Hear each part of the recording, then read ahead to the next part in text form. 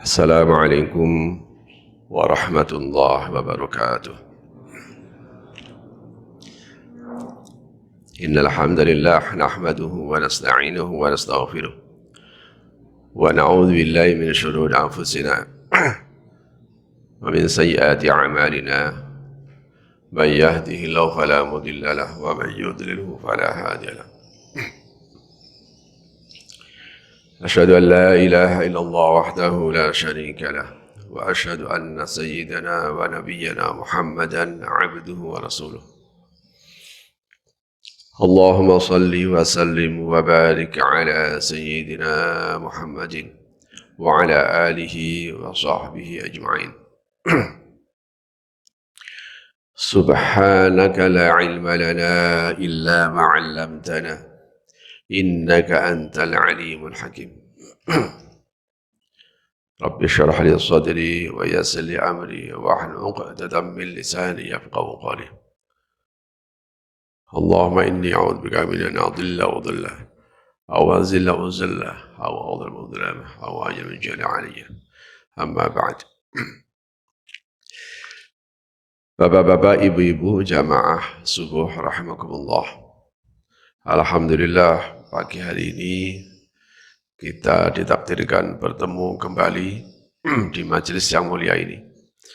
Semoga pertemuan ini mendapatkan ridha dari Allah Subhanahu wa taala.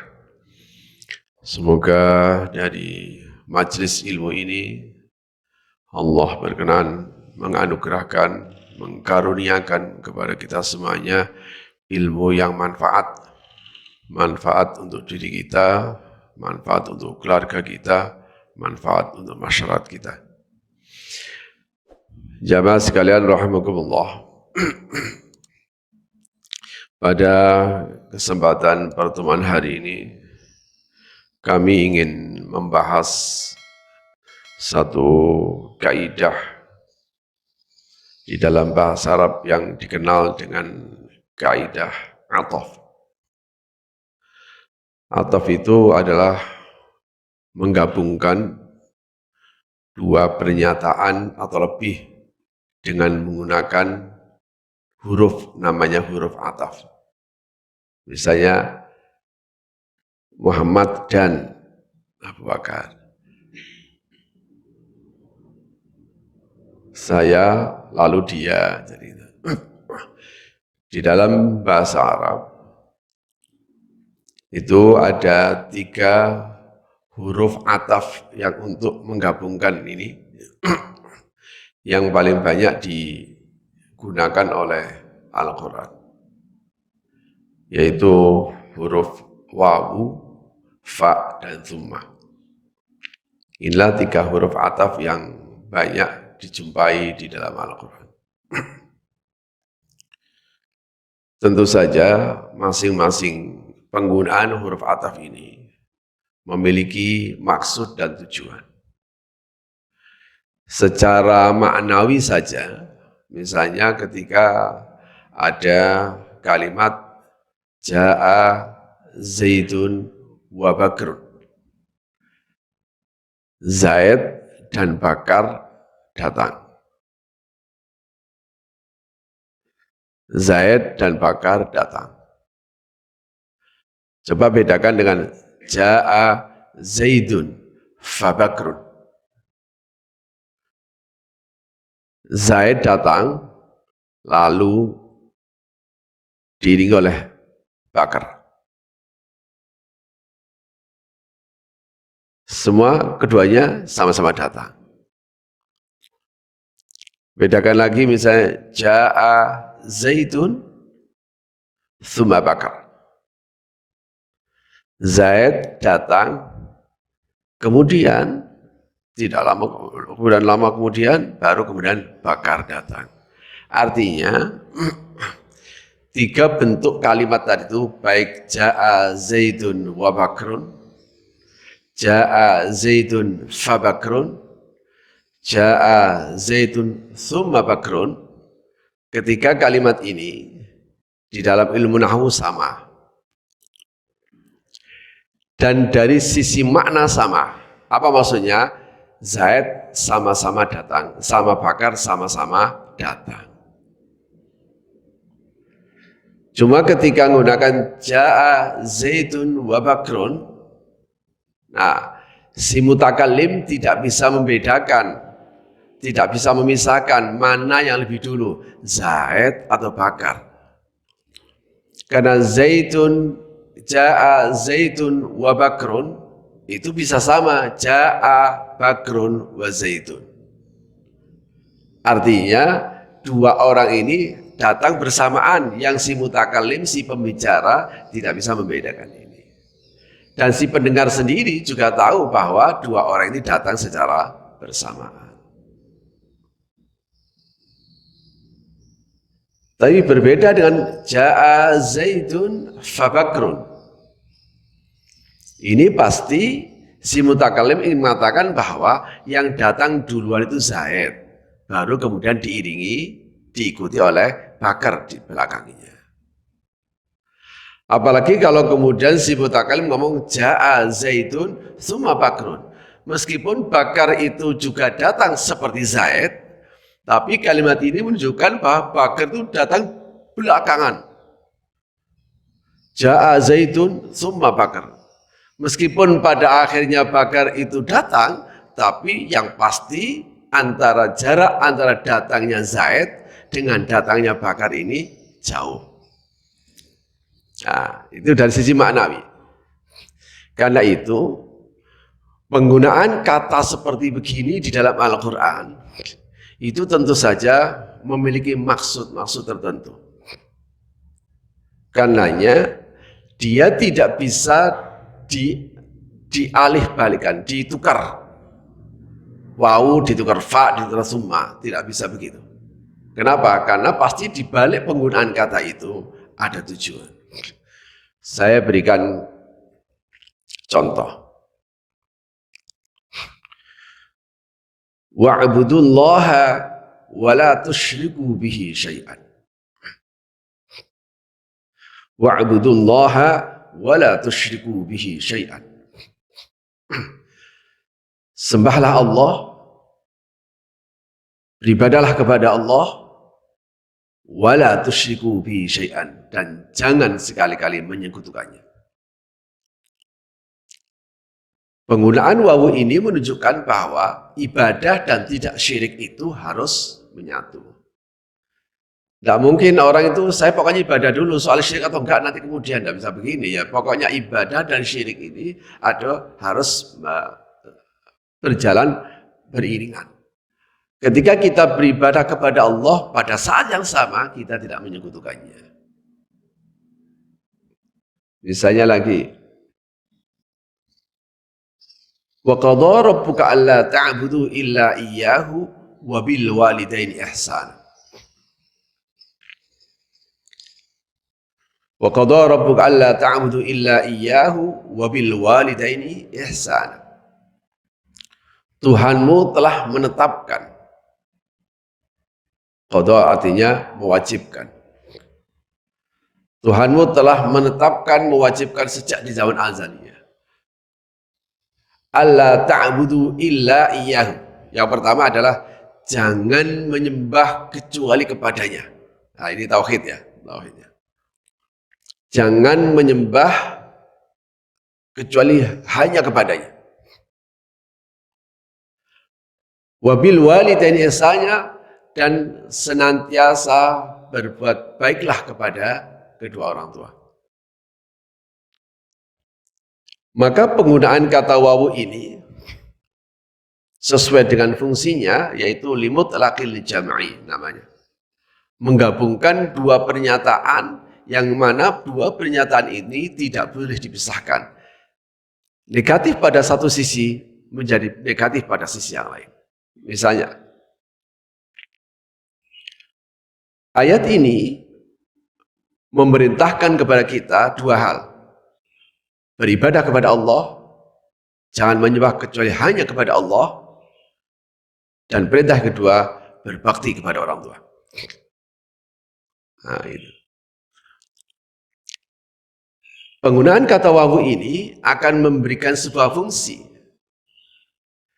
Misalnya, ketika ada orang yang beribadah kepada Allah baik sekali, tidak tercederai dengan syirik, tetapi dengan kedua orang tuanya dia tidak baik, dia tidak hormat, dia tidak memuliakan, dia tidak menghargai, pokoknya dia durhaka sama kedua orang tua, menjadi min. Jadi penghormatan kepada orang tua min, beribadah kepada Allah plus, maka ibadah kepada Allah menjadi gugur dengan sendirinya, menjadi tidak punya nilai karena dia durhaka kepada orang tua. Nah, gitu. Inilah fungsinya wau, sehingga pada saat yang bersamaan ketika seseorang beribadah kepada Allah, pada saat yang sama dia juga harus berbakti kepada orang tuanya. Sebab apa? Ketika dengan hubungan pada orang tua itu tidak baik, maka beribadah kepada Allah itu menjadi tercederai, menjadi tidak berharga dengan sendirinya. Inilah wau. Ini gambarannya seperti dua sisi dari satu mata uang. Mata uang itu asli kalau dua sisinya adalah asli. Tapi kalau mata uang itu yang satu asli, yang satu palsu, siapapun yang mengatakan bahwa mata uang itu adalah palsu.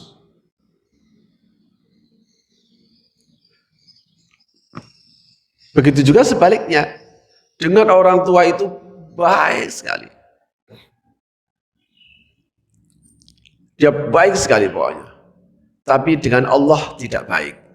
Maksudnya tidak menyembah Allah. Maka berbakti kepada orang tua tadi itu menjadi gugur dengan sendirinya. Di sinilah fungsinya waw itu limutlaqil jama'i. Ada banyak kita temukan di dalam Al-Quran. Tapi ada juga huruf waw, tapi tujuannya adalah untuk membedakan. Litafriq namanya. Misalnya ketika Bapak membaca ayat wa atimmul hajja wal umrata lillah, sempurnakan haji dan umrah karena Allah. Sempurnakan haji dan umrah karena Allah. Artinya kalimat ini mengindikasikan bahwa syariat haji dan syariat umroh harus ada lebih dulu. Yang pertama. Yang kedua, ibadah haji dan ibadah umroh pasti berbeda. Makanya dalam huruf waw yang artinya ataf itu satu irisan dia sama, satu irisan dia beda.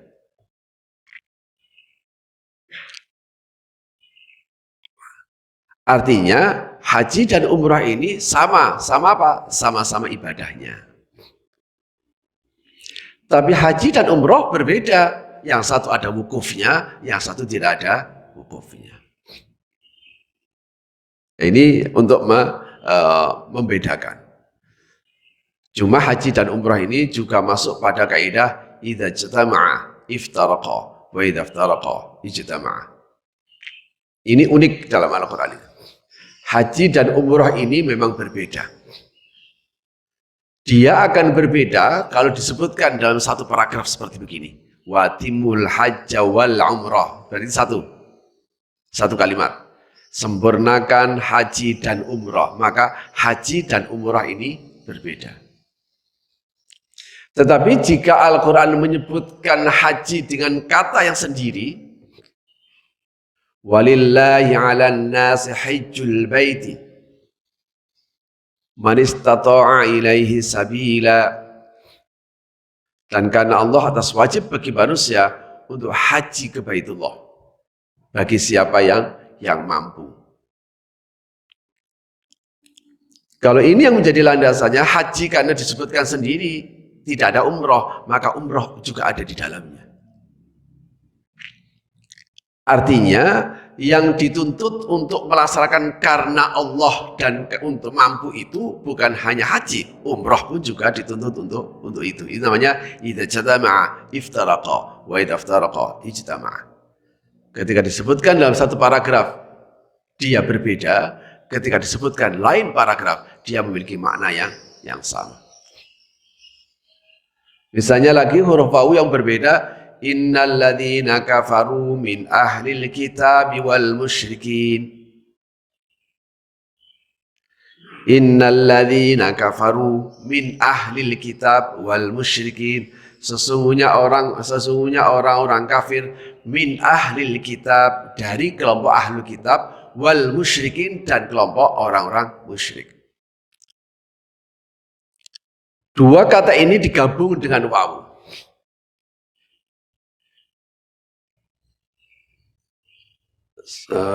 Ahli kitab dan musyrikin sama, dihukumi sama oleh Al-Quran. Satu irisan dia sama. Sama-sama kafir.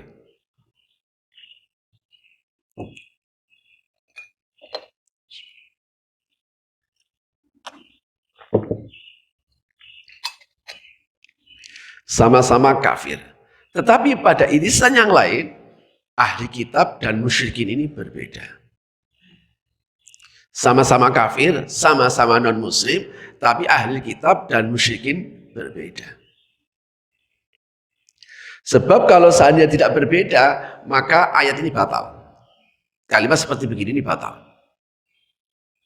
Ja'a Zaidun wa Amr. Zaid dan Amr sama dalam satu irisan, sama-sama manusia. Tapi pada irisan yang lain berbeda. Yang satu namanya Zaid, ketika Zaid pasti yang noleh Zaid. Amr pasti noleh Amr. Nggak mungkin panggilan Zaid, Amr yang noleh. Satu irisan sama, satu irisan berbeda. Nah, karena itu jamaah sekalian, di dalam Al-Quran yang namanya non-muslim itu ada yang masuk kelompok ahli kitab, ada yang masuk kelompok musyrikin atau kafirin. Siapa ahli kitab itu? Ahli kitab adalah kelompok non-muslim yang percaya Tuhan dan punya agama serta kitab suci. Makanya di dalam ahli kitab itu sering Al-Quran kemudian menafsirkan dengan al-Yahudu wan Nasara, Yahudi dan Nasrani. Yahudi dan Nasrani itu adalah non-muslim. Dia percaya Tuhan, punya kitab suci, dan punya agama. Sementara musyrikin, ini non-muslim juga. Tetapi yang dimaksudkan musyrikin adalah bukan orang percaya Tuhan dan percaya pada yang lain. Kita dalam bahasa orang itu kan gitu ya. Orang yang syirik adalah orang yang menyembah Allah dan menyembah yang lain. Kalimat ada orang yang menyembah Allah tapi juga menyembah yang lain, bergantung kepada Allah dan menggantungkan juga kekuatan selain Allah, orang ini disebut berperilaku syirik. Tetapi musyrikin jauh lebih hebat dari itu.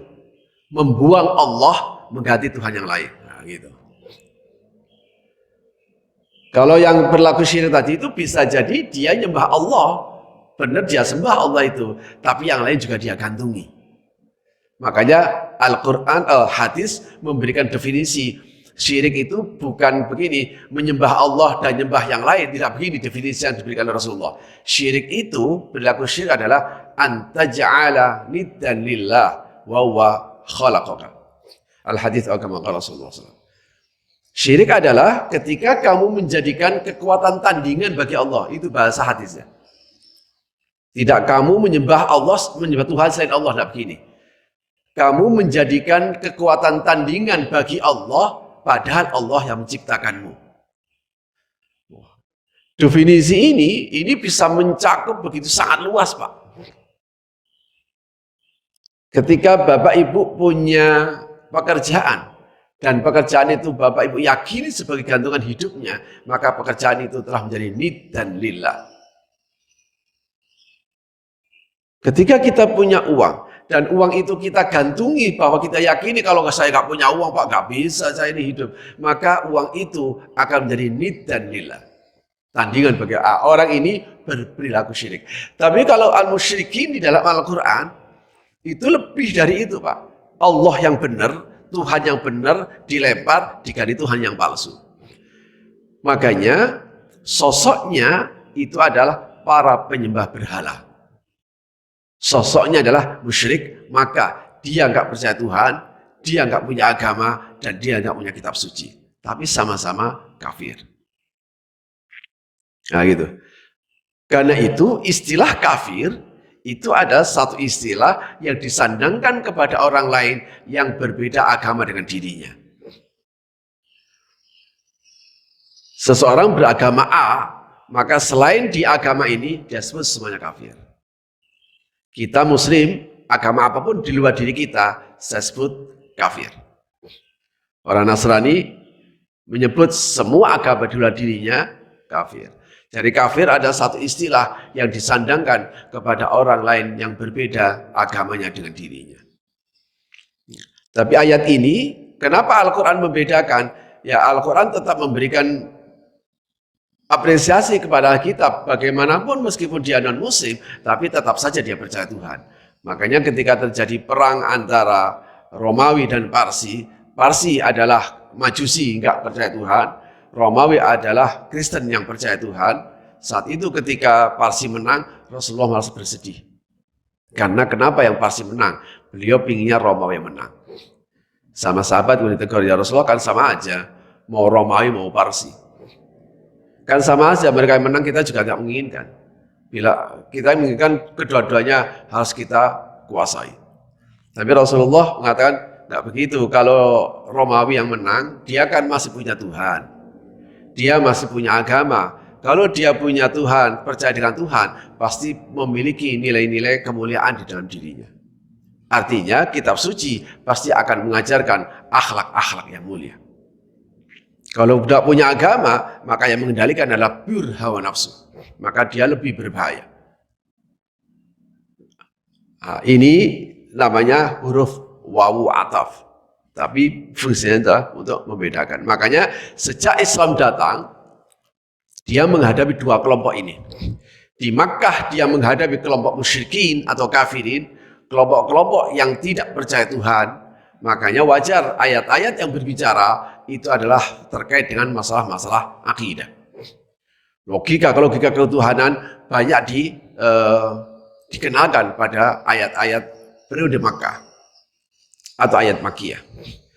Bahkan persoalan rezeki sekalipun itu sudah diperkenalkan Al-Quran dalam periode-periode Makkah.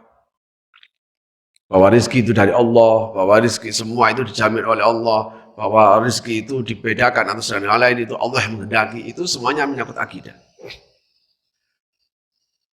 Tapi sementara ketika Rasulullah hijrah ke Madinah, maka yang dihadapi itu sudah bukan lagi orang seperti Makkah karakternya, tapi dia dihadapi oleh karakternya seperti ahli kitab. Dia percaya Tuhan, dia punya kitab suci tapi menyimpang. Perilakunya buruk, yang didominasi oleh kelompok Yahudi. Maka orang Yahudi adalah kelompok yang menguasai Madinah saat itu.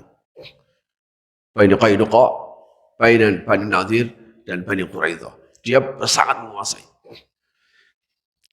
Karena itu kritikan-kritikan Al-Quran terhadap ayat-ayat Madinah itu bukan dikritik dari agamanya, bukan dikritik dari ketuhanannya. Ketika Al-Quran mengkritik ketuhanannya, mereka kan mengklaim sebagai pemula agama, dia mengklaim sebagai pengikut Ibrahim. Dia sebut Ibrahim itu Yahudi, kata orang Yahudi. Ibrahim itu Nasrani, kata orang Nasrani. Ya tentu saja aneh, wong Yakub Bani Israel itu kan anak turun Yakub yang melahirkan Yahudi tadi itu, Yahuda. Nah Ibrahim di atasnya, ya nggak mungkin Ibrahim seperti dia ya kayak Ibrahim, mestinya begitu. Saya pengikut Ibrahim saja begitu, tapi enggak, Ibrahim itu kayak saya, loh kan aneh, wong dia itu datang belakangan kayak saya. Makanya oleh Al-Quran disangkal, maka Ibrahimu Yahudiyan wala Nasraniyan. Ibrahim itu bukan Yahudi, bukan Nasrani. Walakin kana hanifan musliman wa ma kana musyrikin. Tapi Ibrahim itu seorang yang hanif. Seorang yang senantiasa berada di jalan yang benar. Seseorang yang senantiasa rindu kepada kebenaran. Musliman. Ibrahim adalah sosok yang senantiasa pasrah kepada Tuhan. Wa ma kana minal musyrikin. Dan dia tidak termasuk orang-orang musyrik. Makanya ayat itu kemudian menegaskan, kalau begitu siapa yang paling berhak menyebut sebagai pengikut Ibrahim? Inna awla awalan nasi bi Ibrahim lalladzina taba'u wa hadan nabi walladzina amanu. Siapa yang paling berhak mengklaim bahwa saya ini pengikut Ibrahim? Ya pasti lalladzina taba'u. Pasti orang-orang yang mengikuti perilaku millat Ibrahim. Namanya Hanifan Musliman. Makanya kita dalam doa iftitah itu Hanifan Musliman wa ma'ana minal musyrikin. Kenapa? Karena kita menyatakan bahwa kita ini adalah pengikut millat Ibrahim. Rasulullah pun disuruh juga begitu. Tsumma awhayna ilaika an ittabi' millata Ibrahim hanifa. Maka kata Al-Quran, sesungguhnya yang paling berhak mengklaim sebagai pengikut Ibrahim ya pasti pengikutnya yang hanif muslim. Siapa itu? Wahadan Nabi, dan itulah Nabi ini, yaitu baginda Rasulullah Sallallahu Alaihi Wasallam. Nah, karena itu ketika ayat-ayat Makkiyah, ayat-ayat Madaniyah itu kebanyakan adalah mengkritik perilaku-perilakunya. Makanya kita sebut sebagai ayat-ayat hukum, ayat-ayat kemasyarakatan, mengkritik perilaku-perilaku mereka. Yang paling banyak tentu saja yang dipelopori oleh kelompok Yahudi sebagai kelompok dominan pada ayat itu. Yang curang, culas, memutarbalikkan fakta, menganggap dirinya paling suci. Itu makanya kemudian Rasulullah ketika ditanya, ya Rasulullah, al-maghdubi alaihim. Kan kita ghairil maghdubi alaihim waladdallin, kan gitu. Rasulullah ditanya, ya Rasulullah, al-maghdubi alaihim, yang dimurkai itu sebenarnya siapa yang dimaksudkan ayat ini? Jawabnya Rasulullah, itu loh, Yahudi itu. Kalau ad-dallin ya Nasara. Nah, gitu kata Rasulullah. Tentu saja jawaban Rasulullah ini dilandaskan kepada realitas sosial yang beliau hadapi. Sebab stigma al-maghdub itu jauh lebih kuat nilai negatifnya daripada ad-dhalin, meskipun dua-duanya sama-sama dhalin. Karena itu ayat ini tidak hanya Fatihah itu tidak hanya sekedar dari sisi akidah. Kalau dari sisi akidah, mau siapapun, entah Yahudi, Nasrani atau akidah-akidah yang lain, semuanya maghdub, semuanya ad-dhalin. Nah, sehingga ayat ini menggunakan kaidah namanya al-ibrah bi khususis sabab, la bi umumil lafzi. Sehingga surat di surah Al-Fatihah itu menggunakan kaidah, oh ini harus menggunakan kaidah al-ibrah bi khusus sabab. Pernyataan ini harus dilandaskan kepada sebab-sebab khususnya, bukan redaksi umumnya. Sebab apa? Secara umum, siapapun itu, kalau akidahnya berbeda dengan Islam, maka dia dianggap maghdub, dianggap dhalin. Tapi dari sisi realitas sosial perilaku, maka al-maghdub itu stigmanya lebih kuat negatifnya, celaannya dibanding ad-dhalin. Nah, itu realitas, karena realitas sosial yang beliau temukan itu Yahudi seperti begitu. Maka ketika Rasul ditanya, siapa yang salah maghdub? Itu Yahudi itu. Nah, dari sini kemudian kita bisa mengambil sebuah ibrah. Kalau begitu, ketika Al-Quran bicara tentang Yahudi dan Nasara, pasti pembicaraannya bukan penyimpangan akidahnya, tapi penyimpangan perilakunya. Untuk apa? Supaya kita sebagai umat Islam yang punya akidah yang benar, jangan sampai perilaku kita menyimpang seperti mereka. Sehingga sosok Yahudi bisa dihilangkan, tetapi perilaku buruknya itu bisa menjadi cermin. Inilah ada buku yang ditulis dengan dikasih judul Yahudi pada dirimu. Artinya orang bisa saja wujudnya Muslim, tapi mentalnya Yahudi. Nah, ini dilandaskan kepada asbabun nuzul yang dia menggunakan kaidahnya al-ibrah bi khususis sabab la bi umumil lafzi. Oke, saya kembalikan kepada waw ataf tadi. Maka dalam Al-Quran, maksud saya dalam terjemahan sama diartikan dan semuanya. Sesungguhnya orang kafir dari kelompok dan musyrikin sama. Wa'budullah itu ibarat pada Allah dan jangan syirik, sama-sama dan. Tapi dan yang satu limutlaq jam'i untuk menggabungkan dua pernyataan yang tidak terpisah, yang satu untuk membedakan satu dengan yang lain. Bahkan ada juga yang artinya dan, tapi sesungguhnya skala prioritas. Misalnya ketika yas'alunaka madza yunfiqun. Mereka bertanya kepadamu tentang apa yang harus mereka infakkan. Apa yang mereka infakkan. Yas'alunaka madza yunfiqun qul ma anfaqtum min khairin. Katakan kepada mereka, pokoknya harta sekecil apapun harta itu. Khair di sini maksudnya harta.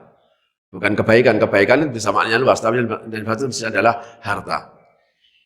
Qul ma anfaqtum khairin. Maka meskipun pertanyaannya itu apa yang mereka infakkan, tapi Al-Quran di sini namanya uslubul hakim namanya. Satu uslub, susunan kalimat yang memiliki nilai yang tinggi. Yang ditanyakan itu, yas'alunaka madza yunfiqun. Mereka bertanya kepada kamu apa yang mereka infakkan. Mereka tidak bertanya, ya Rasulullah, nanti apa yang harus saya infakkan dan kepada siapa harus berinfak. Tidak begini pertanyaannya. Jadi pertanyaan cuma satu. Mereka bertanya apa yang mereka infakkan. Tapi jawaban Al-Quran dua. Qul ma anfaqtum min khair. Pertama, katakan yang kalian infakkan adalah harta, meskipun sedikit. Makanya khair yang berbentuk nakirah di sini ini disebut namanya litaklil namanya. Sebab nanti ada fungsi yang lain. Kemudian Al-Quran merinci, falil walidain, wal aqrabin, wal yatama, wal masakin, sabil. Maka perincian falil walidain, wal aqrabin, wal yatama, wal masakin. Fa di sini ini menjadi takkid. Setelah kamu berinfak, lalu kasihkan infak itu kepada kedua orang tua, para kerabat, yatim, miskin, ibnu sabil. Urutan kalimat ini akan memberikan sebuah pesan bahwa kalau kamu harus berinfak, ini loh urutannya, orang tua dulu. Kalau sudah kedua orang tua sudah tercukupi kebutuhannya, baru kepada kerabat-kerabat, kaum kerabat. Kalau kaum kerabat itu sudah bisa, kok masih lebih ya kepada anak yatim itu. Makanya disinilah kemudian wawu di sini meskipun ketika kita ketemu namanya dan. Falil walidain, maka bagi kedua orang tuanya, wal aqrabin, dan sama dan tadi seperti itu, aqimus shalah wa atuz zakah, dirikan shalah dan tunaikan zakat, sama-sama dan. Tapi kata dan yang ataf di sini namanya lil aulawiyat, untuk melihat konteks kalimatnya. Maka di sini uslubul hakimnya, bahwa Al-Quran bukan saja menjawab apa yang harus saya infakkan, tetapi Al-Quran sekaligus memberikan rincian. Ini loh, kalau kamu harus berinfak, di sini urutannya.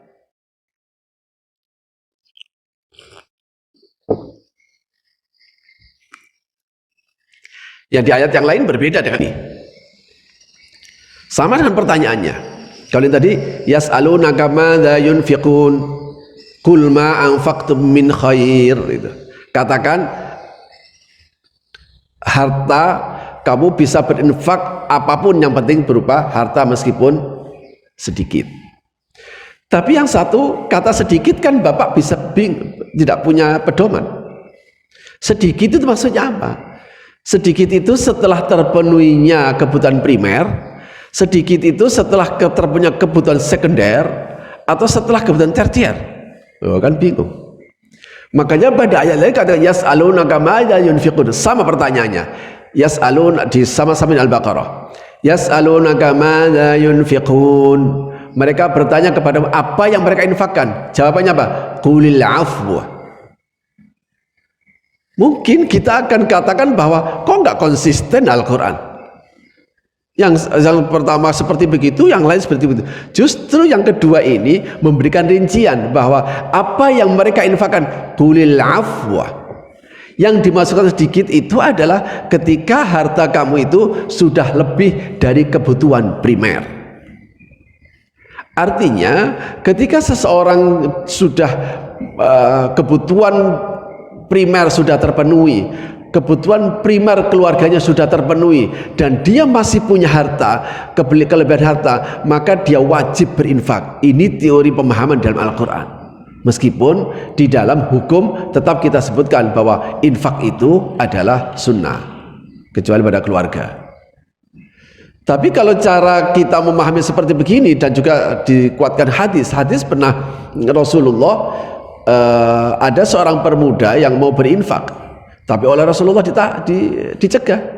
Ya Rasulullah, saya berinfak. Oh, kamu masih muda, kamu mau infak, gak usah lah. Kamu kan punya keluarga, punya anak istri. Iya punya ya Rasulullah. Ya kalau gitu penuhi dulu kebutuhan anak istrimu.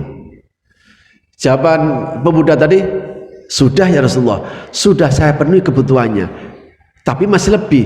Kalimat masih lebih ini pasti kebutuhan primer.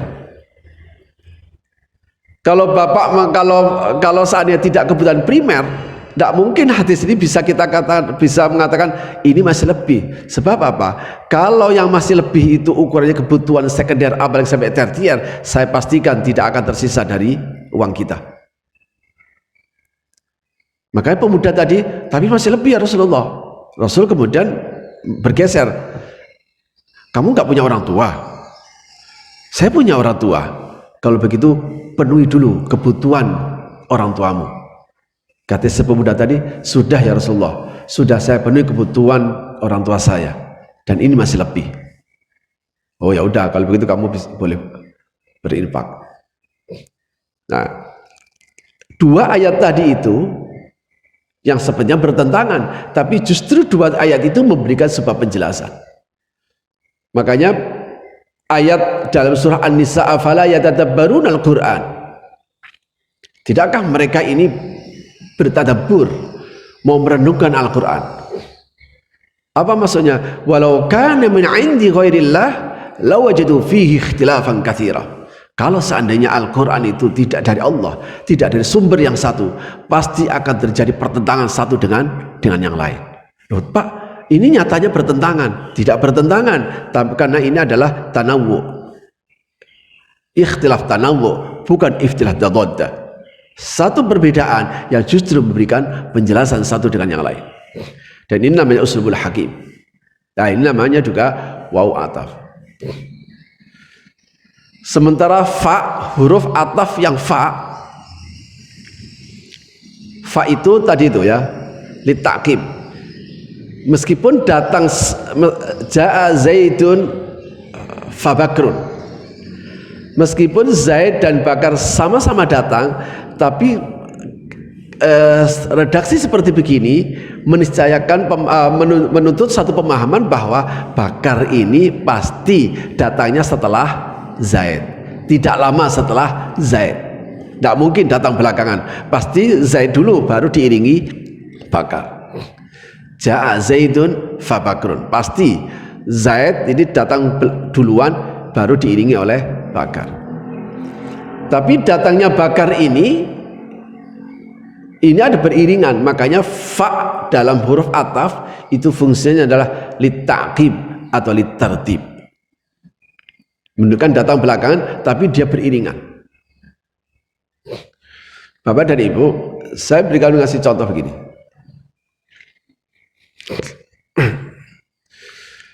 Misalnya fa'azallahuma syaitanu anha fa'akhrajahuma mimma kana fih. Lalu setan menggelincirkan keduanya dari surga. Digoda di dalam surga tadi, akibat digoda oleh setan, fa'akhrajahuma, lalu setan berhasil mengusir keduanya, yaitu Adam dan Hawa. Penggunaan kalimat fa ini pasti datang belakangan. Ya, setelah digoda dia dikeluarkan dari surga. Pertama saya jelaskan fa-nya dulu. Kenapa menggunakan fa? Supaya memberikan satu pesan bahwa efek dari godaan setan itu datang lebih cepat. Meskipun datang belakangan, tapi dia mengiringi dari godaan tadi itu, tidak berapa lama dia pasti akan mendapatkan imbas dari tergodanya oleh syaitan itu.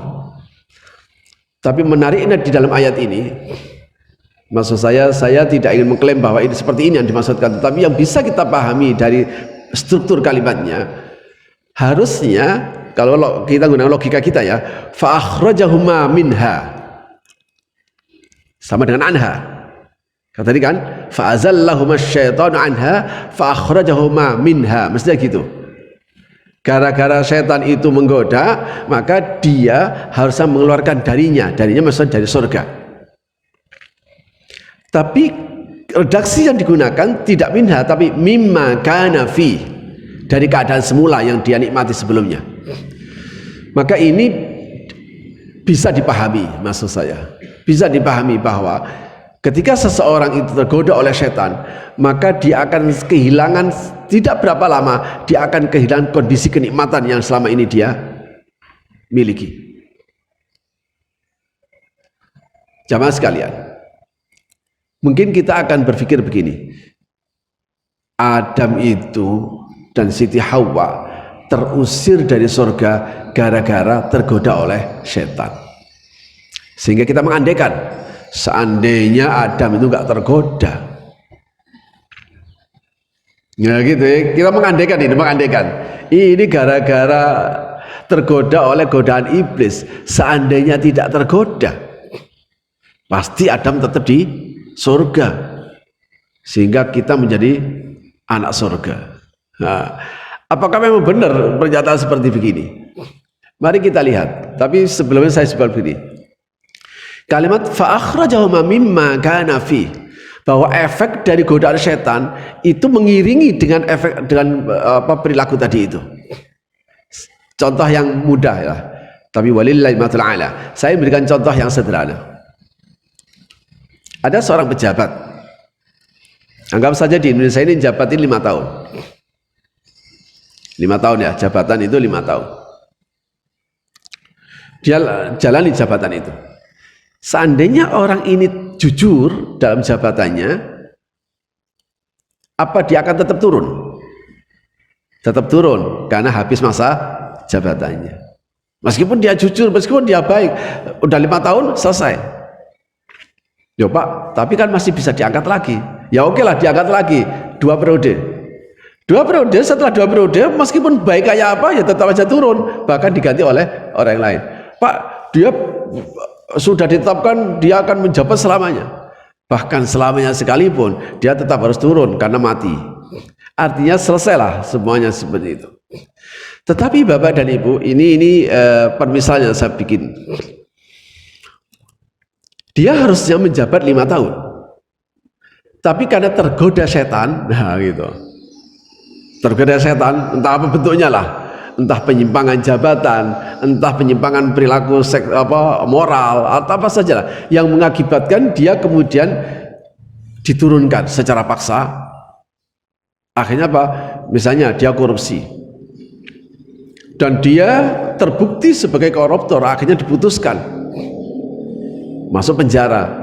Ketika diputuskan dia sebagai tersangka dan memiliki ketetapan hukum bahwa dia kemudian dianggap bersalah dan dihukum, maka jabatan yang harusnya dia jalani sampai 5 tahun hanya sampai 2 tahun selesai. Artinya dia telah terusir oleh setan mimma kana fi, dari keadaan dan fasilitas yang selama ini dia dapatkan. Karena dia pejabat, ada fasilitas mobil, mobilnya ditarik, ada fasilitas rumah, rumahnya ditarik, ada fasilitas penjagaan, penjagaannya ditarik, ada fasilitas untuk ajudan, ajudannya ditarik. Semua kondisi yang selama ini dia alami, dia terlempar semuanya akibat tergoda oleh setan. Nah, gitu. Mimma kana fi. Ini yang saya berikan permisalan. Maka dalam konteks Adam tadi itu, seandainya dia tidak tergoda setan, maka dia akan alami di surga tadi itu bisa sampai selesai. Apa sampai terus? Ya tidak mungkin, karena Adam sejak awal telah diciptakan oleh Allah sebagai khalifah di dunia. Mari kita lihat ayatnya.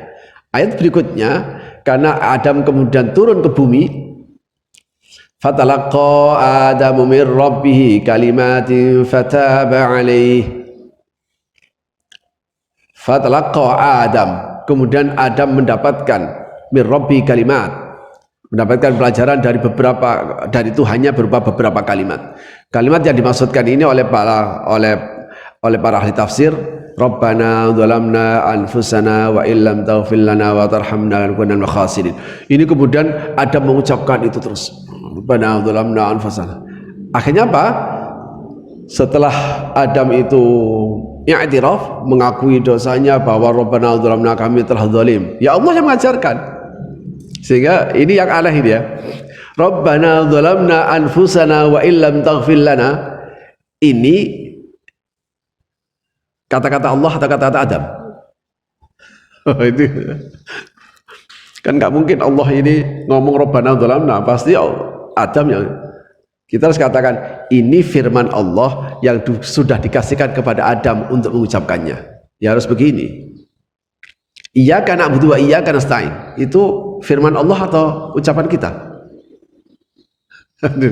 Nah, kan nggak mungkin Allah bilang iyyaka na'budu, Allah ngomong sendiri.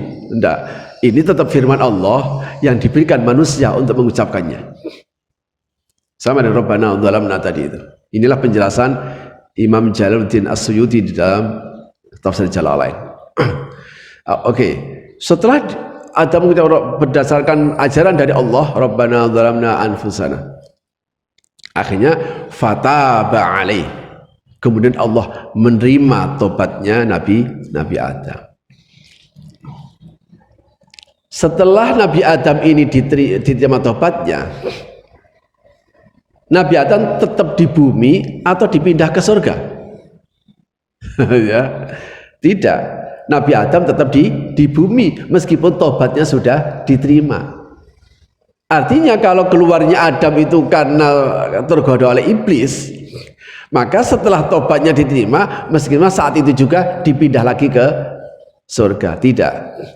Adam menjalani kehidupan di bumi sebagai khalifatullah fil ard. Walakum fil ardi mustaqarrun wa mata'un ilahi. Maka kamu bisa menikmati apa saja di sini, mustaqar, tempat menetap di sini, wa mata', dan kamu bisa bersenang di sini hatta hin, sampai ajal menjemput kamu. Ya, maka kalimat fataba alaih di dalam ayat kedua, ayat berikutnya, fatalaqa adamu mir rabbihi kalimatin fa. Tidak ada fa. Fa ini sudah atas juga. Artinya Allah akan menerima taubat setelah Adam Rabbana zalamna. Pasti pemberian taubat itu setelah seseorang bertobat, baru Allah menerima taubatnya. Paham ya? Tapi kenapa di sini tidak wataba alaih dan Allah menerima taubatnya? Kan begitu ya? Fatalaqa adamu rabbi kalimatin wataba alaih misalnya. Kemudian Adam mendapatkan dari Tuhannya beberapa kalimat dan Allah menerima taubatnya. Loh kan gitu juga enak juga. Maksudnya dari sisi bahasanya ya enak juga. Tapi ini tidak memiliki kedalaman makna di dalam Al-Quran. Atau menggunakan summa taba alaih, kemudian Allah menerima taubatnya. Itu bisa juga. Tetapi penggunaan fa ingin memberikan sebuah pesan bahwa Allah itu langsung menerima tobat pada hambanya, bagi siapa saja bertobat. Makanya ada satu riwayat begini. Mungkin dia itu merasa sudah dekat dengan Tuhan, gitu. Terus kemudian disakiti. Kamu tidak akan diampuni sama Allah. Maksudnya kalian menyakiti dia, kamu tidak akan diampuni oleh Allah. Kalimat ini tidak benar. Allah pasti marah dengan kalimat ini.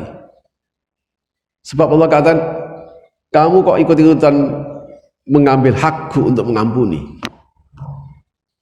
Apa hakmu untuk mengatakan bahwa saya punya hak untuk mengampuni? Karena saya At-Tawwab, Al-Ghafur, Maha Pengampun, Maha Penerima Taubat dari itu. Maka kalimat tadi itu, penggunaan kata fa ingin memberikan pesan bahwa Allah itu langsung menerima tobatnya ketika orang itu mau bertobat kepadanya.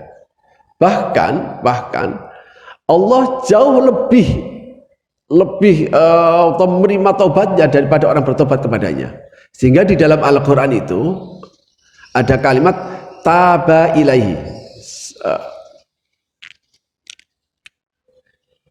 Ayat itu dalam tanda kutip terpaksa harus ada kalimat fataba alaih, lalu dia menerima taubatnya. Harus ada kata menerima, meskipun kata menerima tidak ada dalam ayat itu, karena kalimat taba itu artinya dia bertobat, bukan dia menerima taubat.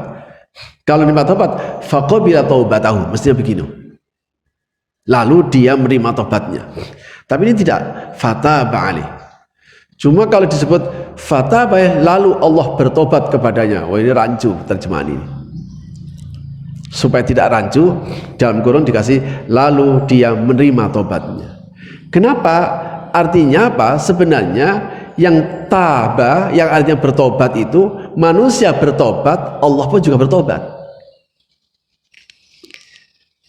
Taba itu artinya roja'a, kembali aslinya. Kalau begitu manusia dan Allah ini sama-sama kembali. Saya berikan ilustrasinya. Manusia itu pada mulanya dia dekat dengan Tuhan, yang disebut terlahir dalam keadaan fitrah. Dia dekat dengan Tuhan. Makanya siapapun anak yang terlahir dari perut ibu, terserah mau ibu itu muslim, mau atau kafir, mau musyrik, kok dia terlahir dari perutnya, maka anak itu terlahir dalam keadaan fitrah. Mati masuk surga langsung. Jaminan ini bukan jaminan, Allah memberikan fasilitas anak, misalnya seperti anak itu kecil gitu, dia akan mendapat fasilitas. Dia melakukan apa saja tidak ada efek hukum, nggak sholat ya nggak dihukum, nggak puasa nggak dihukum, dia belum balik, belum mukallaf. Setelah dia mukallaf, maka seluruh tindakannya akan punya efek. Jadi sebenarnya Allah itu bukan langsung memberikan efek, tidak begitu. Ada fasilitas yang dikasih dari sejak dia lahir sampai balik. Ini kalau balik itu umur 12, berarti selama 12 tahun dia mendapatkan fasilitas cuma-cuma dari Allah Subhanahu wa taala. Coba. Wong gitu loh, katanya jahat pangeran. Loh gimana? Allah baru memberikan taklif setelah anak itu, orang itu sudah mukallaf. Balik, akil balik. Nah, setelah dia mukallaf, baru seluruh perbuatannya diperhitungkan. Kalau masih kecil, perbuatan baiknya orang tua yang dapat. Kalau sudah gede begini, perbuatan baik dia yang dapat. Perbuatan buruk dia yang menanggung akibatnya. Anggap saja ketika dia ini sudah balik, ternyata berbuat dosa. Akhirnya dia terlempar dari Tuhan. Nah, terlempar dari Tuhan. Makanya orang yang berbuat dosa itu dalam bahasa agama namanya fasik. Fasik itu namanya al-khuruj anit ta'ah. Dia keluar dari ketaatan, dia terlempar dari inti, seperti kacang yang terlempar dari kulitnya. Nah, ketika dia terlempar begini, makanya perbuatan dosa itu akan menjauhkan dirinya dari Allah Subhanahu wa taala. Dalam posisi yang berjauhan ini, kok dia itu mohon ampun, ya akan dia nggak akan diampuni, yang posisinya masih di sini. Maka syarat orang tobat itu bukan istighfarnya, tapi syaratnya adalah al-iqla. Maka istighfar tidak ada di sana. Al-iqla, menghentikan perbuatan dosanya. Apa indikasinya bahwa orang itu dianggap berhenti dari perbuatan dosa besarnya? Ya dia kembali. Oh gitu. Yang namanya menghentikan illa man taba wa amana wa amila amalan salihan. Kata Al-Quran, pokoknya zina, membunuh, syirik ini akan selamanya dalam neraka. Illa man taba, kecuali orang yang bertobat. Tobatnya dia berhenti. Kalau berhenti, amanah, dia berhenti dengan iman, wa amila amalan salihan, dengan amal yang soleh. Oke. Artinya orang yang berhenti dari perbuatan dosa itu berarti oleh Al-Quran, oh dia bertobat. Kalimat dia bertobat itu berarti dia kembali menuju kepada Tuhan. Aslinya syirik menjadi tidak syirik. Asalnya dia membunuh tidak melakukan membunuh. Asal korupsi tidak korupsi lagi. Asalnya durhaka tidak durhaka lagi. Dia kembali kepada Tuhan. Taba ilaihi. Apakah Tuhan tetap berada dalam posisinya di sini sehingga manusia menuju kepada Tuhan? Tidak. Ketika manusia memutuskan untuk taba ilaihi, kembali menuju kepadanya, maka Allah akan taba alaihi. Allah juga kembali merengkuhnya. Nah, gitu. Makanya yang tobat itu sama, Allah juga bertobat, manusia juga bertobat. Maksudnya manusia kembali menuju kepadanya, Allah kembali merengkuhnya di dalam rahmatnya. Nah, jadi itu. Nah, inilah kalimat tadi itu fataba alaih. Kenapa pakai alaihi? Karena Allah kembali menerima. Makanya dalam terjemah kemudian disebutkan kemudian lalu Allah menerima tobatnya. Kalimat fa itu memberikan sebuah pesan bahwa Allah akan langsung menerima tobat seorang hamba dan Allah jauh lebih senang, sehingga dikabarkan oleh hadis senangnya Allah terhadap hambanya yang bertobat itu mengalahkan senangnya seorang kelana, seorang musafir yang dia itu membawa onta atau kuda yang dia penuh dagangannya, tahu-tahu hilang, Pak. Hilang, dicari nggak ketemu, akhirnya dia capek. Setelah capek dia tertidur.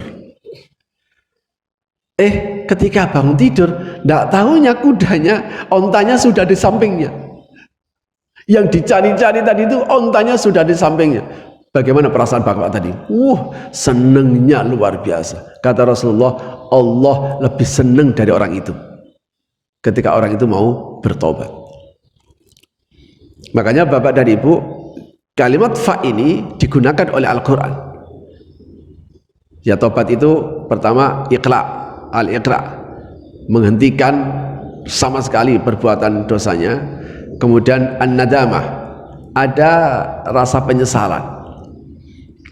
Siapa yang tahu? Ya dirinya dengan Tuhan, bahwa dia benar-benar menyesal, bukan karena terpaksa, bukan karena keadaannya sudah nggak memungkinkan. Jadi dia benar-benar menyesal. Yang ketiga al-wa'du, dia berjanji tidak mengulangi. Jadi inilah makanya diteorikan kalau itu innal ladzina amanu tsumma kafaru tsumma amanu tsumma kafaru tsumma zadu kufran. Kok dia iman habis itu kafir. Oke. Setelah kafir dia iman lagi. Setelah iman dia kafir, maka ketetapan Allah dia tidak mungkin iman lagi. Jadi itulah beberapa huruf ataf yang digunakan oleh Al-Quran. Ini namanya ilmu ma'ani. Dari sisi pemaknaan yang kemudian memiliki satu pemaknaan berbeda hanya dengan menggunakan kata-kata tadi itu, wawu atau fa. Karena itu Bapak, Ibu dan Saudara, memang tentu saja memahami Al-Quran tidak bisa kepada terjemah, karena terjemahnya itu pasti begitu, wawu ya dan, di mana saja wawu itu pasti dan, termasuk di awal kalimat wal musonatu dan. Kenapa? Karena kita sudah diajarkan yang namanya huruf wawu itu dan, padahal wawu itu bisa di awal kalimat tidak perlu diterjemahkan. Wawu itu bisa wawu hal menunjukkan keadaan, wawu itu bisa wawu ataf yang menunjukkan menggabung, bisa prioritas, bisa membeda dan sebagainya. Disinilah kedalaman bahasa Arab dan maha benar Allah, maha agung Allah, bahwa bahasa Arab dijadikan bahasa untuk mengkomunikasikan Al-Quran. Inna ja'alnahu Qur'an Arabiyyah. Allah sengaja menggunakan bahasa Arab sebagai alat untuk mengkomunikasikan Al-Quran, tidak bahasa yang lain. Cuma belakangan kita diajarkan ya mulai Slogogronya dulunya. Bahasa Arab itu susah, bahasa Arab susah. Sebenarnya bukan tujuannya untuk supaya dia tidak belajar bahasa Arab. Dengan dia tidak mendalami bahasa Arab, maka dia akan meninggalkan Al-Quran. Itu maunya begitu, Pak. Jadi itu maunya begitu. Sekarang sesungguhnya sudah menggeliat pelajaran bahasa Arab. Sayangnya tidak belajar ilmunya, tapi belajar bisa bicaranya. Orang bisa berbicara dengan bahasa Arab, tapi belum tentu dia punya kedalaman ilmu bahasa Arab tadi itu. Makanya yang kita butuhkan adalah meskipun dia pinter ngomong Arab casisus itu ya masih kalah lah sama TKI, sama TKW, masih kalah. Mereka itu waduh lancar banget berbahasa Arab. Masih kalah dengan orang-orang anak-anak Arab itu. Tapi belum tentu mereka bisa memahami Al-Qur'an. Makanya apa itu hal yang menggeliat sekarang di beberapa pesantren, sekolah-sekolah mengajarkan bahasa Arab, tapi sayangnya masih hanya terbatas muhadatsah, bisa bicara. Ya sama bahasa Inggris itu conversation, dia hanya bisa bicara. Tapi apakah dia bisa mendalami uslub dari bahasa Inggris? Ya belum tentu. Sama dengan Al-Quran. Maka saya sengaja mengambil segmen ini supaya ya meskipun la yudraku kulluh, meskipun kita tidak memahami secara keseluruhan, tapi paling tidak sebagian dari ilmu bahasa Arab tadi itu untuk membedah Al-Quran kita bisa mendapatkannya. Ya mudah-mudahan ini ada manfaatnya. Semoga kita mendapatkan keberkahan dari pertemuan ini. Terima kasih. Saya kira saya akhiri sampai di sini. Wassallallahu ala sayyidina Muhammad wa ala alihi wa sahbihi wa baraka wasallam. Walhamdulillahi rabbil alamin. Wallahu a'lam bissawab. Assalamualaikum warahmatullahi wabarakatuh.